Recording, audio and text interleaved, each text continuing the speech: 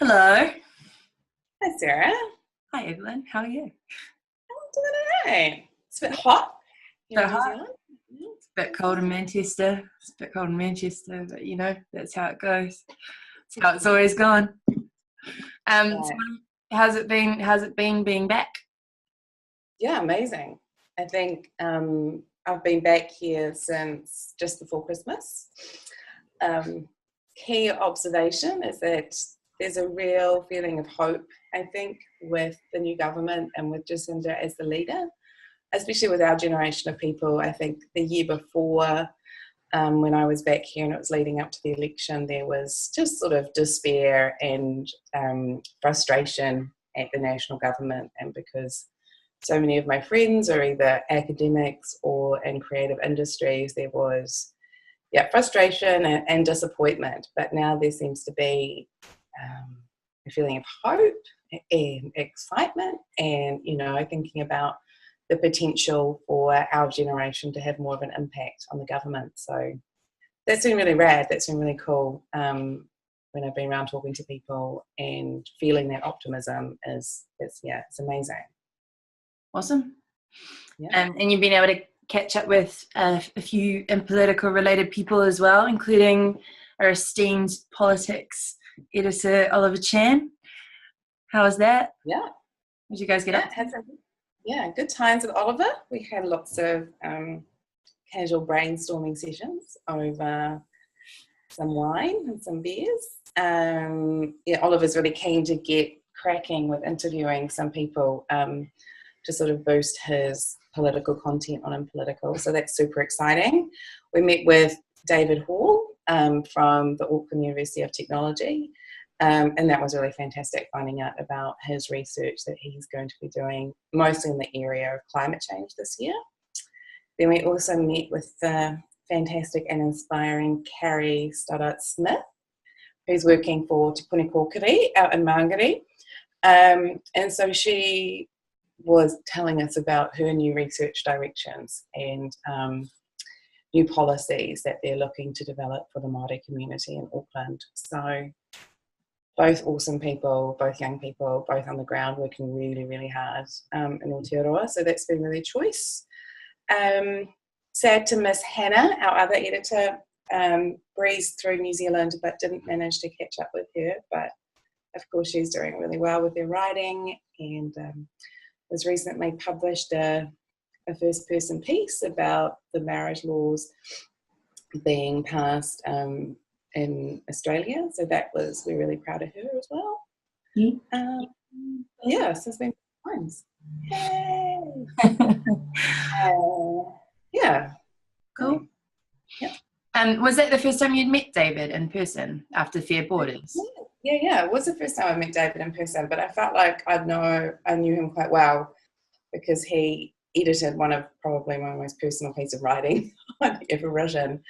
And he was very honest with me about that process. So that was really cool to meet him in person. And I think there's definitely synergies in the type of research he does and type of research I do, and just the general way we see the world right now. So yeah, looking forward to strengthening that relationship with him, and possibly connecting him with some other people that have written for Impolitikal as well, like Dan Hikaroa. Going to try to catch up with him because he's of course doing awesome work with rivers and waterways in Aotearoa as well. So I think those two together would have potential to do some really cool stuff. So doing a bit of hustling, bit of connecting, bit of networking, quite a bit of wine drinking, and Half of the course, mate. Yeah. That's right. And then this week you're going to Tonga, right? So what's the name of the conference that you're going to there? And is it no, it's not a conference. Tonga's not a conference. Yeah. So my other role, apart from Impolitikal, is I do research consultancy work, and most of that for the last 2 years has been for the New Zealand Institute of Pacific Research. Mm-hmm. And my role there has been to support a research project which is looking at labour mobility around the Pacific. And one of the key policies that we're looking into is the Recognised Seasonal Employers Scheme. So this is where horticultural and viticultural employers in New Zealand can approach island countries and bring over Pacific Island workers to work on short-term contracts in the vineyards and in the orchards. And it's been going for about a decade now, this scheme. And so our role is pretty much to take stock of how that's going, but most importantly to assess whether or not it's actually delivering any developmental gains to the Pacific communities in the Pacific Islands. So Associate Professor Yvonne Underhill-Sim and myself, we're off to Tonga on Wednesday, and we're going to be speaking to high-level officials in the government and some community people to try to get a sense of, what Tonga feels what they feel it has produced in a positive and a negative sense for Tongans and for Tongan families, and then thinking about what they imagine labour mobility looking like in the future around the Pacific. And so while it's quite narrowly focused on people moving for temporary labour now, it's also part of a much larger discussion about labour mobility under new regulatory frameworks such as PACER Plus, and possible shifts and movement related to climate change. So the research team has already been to Fiji to have these discussions, and also to Kiribati, and the Tongan component is the last case study, and then we wrap up the project and write the report. So cool. Yeah, I'm really looking forward to it. And do you think that the change of government in New Zealand will have much of an impact on the issues that you're looking at in the Pacific? Yes, I think so. Migration policy seems to be something that changes quite a lot with any change in government. I think everyone in the sort of migration research, migration sort of academic work is just waiting to see how that pans out. And of course, PACER Plus is always in the background, and I think Pacific communities in New Zealand and Australia is waiting to see how this will be implemented and what the impacts will change. So I think there's definitely a new era of migration that's upon us, which I guess links back to David Hall's publication on Fair Borders, that these conversations are already happening, and I guess we're trying to capture that as best we can from the outset. But our research, or the research I do, is always focused largely on the lived experiences of the migrants and the human rights of the migrant when they're here, and when they're back in their community. So lots of different ways to look at it. So I think maybe in a year's time we might have more of an idea about how a Labour government will respond to this. Winston Peters has had quite a xenophobic reputation at times when it comes to migrants, so we'll have to see what his collaboration with Jacinda will bring forward. But surrounding all that, Pacific people have always moved a lot, and they will continue to do so. And we just need to find out a little bit more about it. It's cool. Exciting. Love it. I'm so excited to go to Tonga. Never been to Tonga before, and it's a kingdom, which is super exciting because it's a monarchy of about 100,000 people. You're going to meet the king? I really want to meet the king. I'm really going to try to meet the king. Meet the king, give him an impolitical card, and hopefully grab a selfie. But we'll see how that comes out. It's really a very different place to the Cook Islands. It's the scale is bigger. It has a really different cultural hierarchy, and obviously being a kingdom and being independent is going to be very new for me to look into, as opposed to the Cook Islands, which is still very strongly connected with New Zealand. And yeah, hope to have a swim in a lagoon somewhere. I'm so jealous. So jealous. Yeah, it's really good. It's going to be really good. It's been it's been nearly 5 years since I've done any field research in the Pacific. I kind of view my life in Berlin as a bit of like field research for myself. But so it's going to be good to be a researcher back in the field. It's been a long time, but I'm ready to get back into it. So yeah, that's good too. Cool. And then from Tonga, you go to Canberra. I go to Tonga and then I come back to New Zealand for a little bit, for about 4 days, catch up with people and start new conversations about other work that I might do in New Zealand. And then I'm going to the Australasian Aid Conference in Canberra. So that's going to be interesting. There's a tension between Pacific people and the way aid is implemented by Australia and at times New Zealand as well. So it's always good to go there and to get a sense of where the aid and development directions are heading from a government perspective, and to think about from an Indigenous development specialist perspective how I can engage, perhaps be critical and perhaps shift the agenda in favour of Pacific people. So not a small thing to do, but I'm going there again with Yvonne, who's well esteemed and has lots of experience. So it'll be good to learn from her as well. Cool. And I've got some mates at the Australian National University, so it's always good to catch up with them. I've got a friend from the Chu Islands that I'm going to see, and I got a mate that was at the University of Auckland with me, and she's now a star of the of ANU in Pacific Studies. So I'm going to see Rowanne as well. So that will be cool.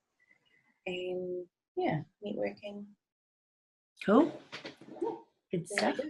And then back to Berlin and back into another year. And then back to Berlin. That's right, back to Berlin. Back to Mitte. And then, it's very nice.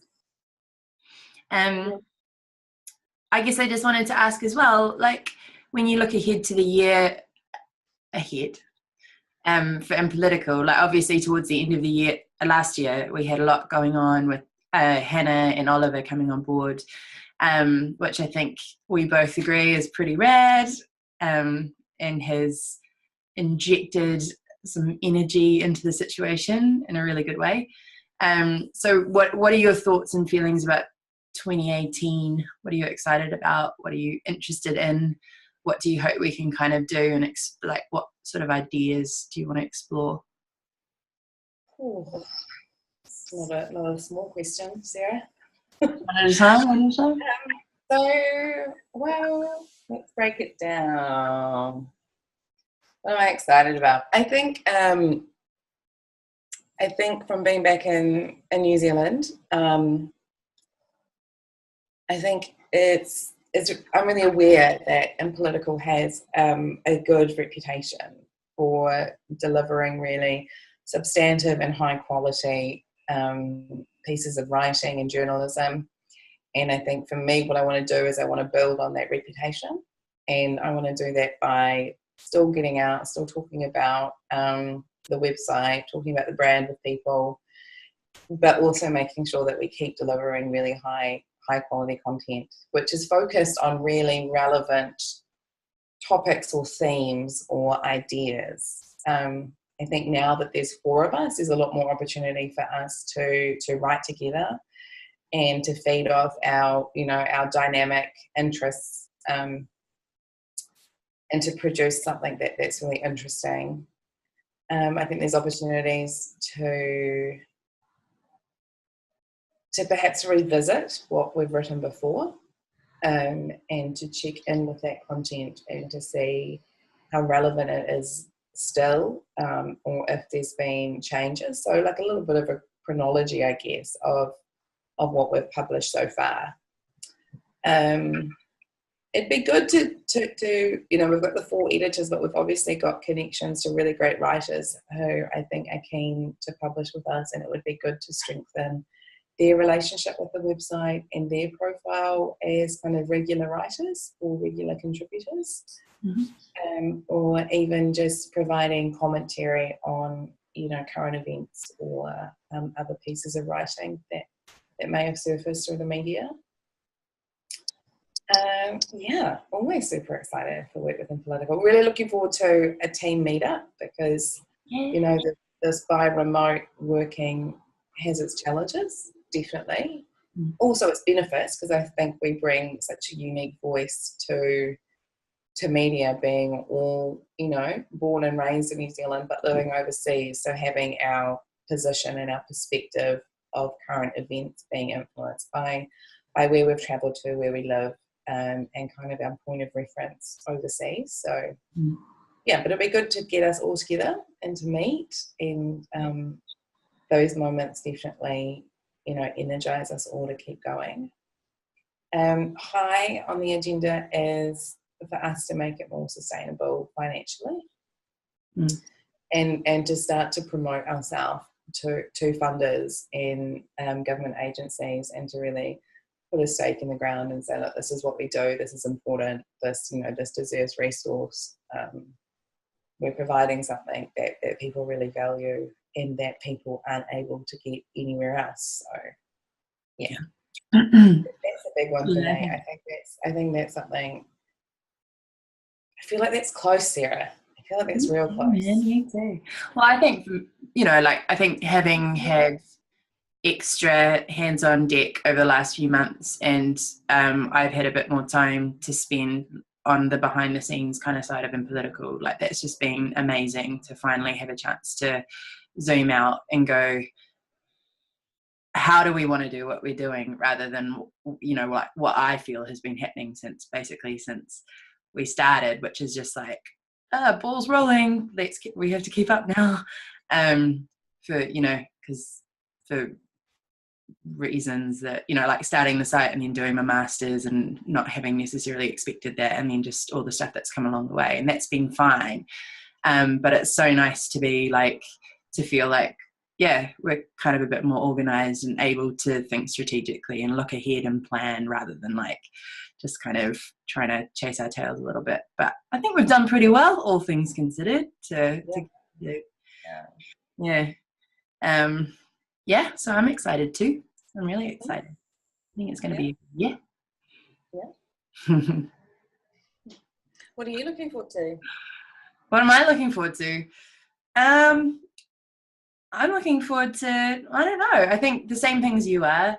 I'm looking forward to the team strengthening and the relationships with Hannah and Oliver strengthening, and seeing what they produce over the course of the year. And I think some of the ideas we've been working on, to branch out from the written form, are really exciting, and I really hope we get the opportunity to pull those off. And then I think, I don't know, it's been really cool over the last little while to have people offer their time and services to Impolitikal to just help out in whatever way they can. And I really want to make sure that we make the most of that, and, in a way that, makes the most of people's talents, the talents they're trying to share with us, and also, in a way that adds value to what they're doing in their lives and everything as well. And hopefully more opportunities to hang out in person and have really good kind of ideas sessions and things. And I'd also like to do more writing myself, because I feel like Q&As are great, but I would actually like to do some proper shit. So I hear on the writing one. I mean, that's something that I guess our audience doesn't understand, is that when you are organising content or chasing funding, that it takes you away from your core talent, which is writing. And when you're a writer, you start to miss those moments with your words, and words on a page, and it's, yeah. So I'm the same. I've really got to set some decent writing targets and keep them, and make time for writing. It's hard when you're doing a whole lot of other stuff as well, and you've got 2 kids. Yeah. I imagine. Yeah, no, I mean, I am writing. I'm always writing research and policy stuff, but I like my first person voice writing is good. And, yeah, but yeah, we'll get there. We'll keep working. Yeah. All right, mate. Well, it was so nice to talk to you. And go well in Tonga. I hope you get to meet the king, and do other cool things besides. Yeah. Well, I'll tweet over here. I'll send you some photos for the Instagram. Yeah. Hopefully there's one with the king. I mean, if it's not the king, I mean, I'd take a prince or a princess as well. Yeah. Like, yeah. Yeah. So, royal. Keep it royal. Yeah. Yeah, Pacific royalty. I'm amped. You are Pacific royalty, Evelyn. Oh, thanks. I really want Abel, my son, wants a t-shirt with a photo of the king on it, and so I think that's pretty rad. if they exist, I'll get them for the team. Oh, awesome! Thank you. Yeah. Really good. All right. Well, love your work, Sarah. Always happy to chat. Love your work too, Ev. Yeah. Stay safe.